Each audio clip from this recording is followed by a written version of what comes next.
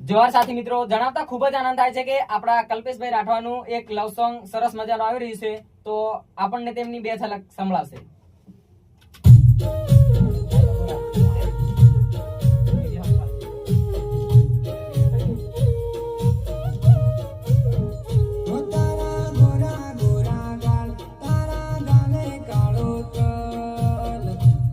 જોઈને મોયું મારું મન, તલ જો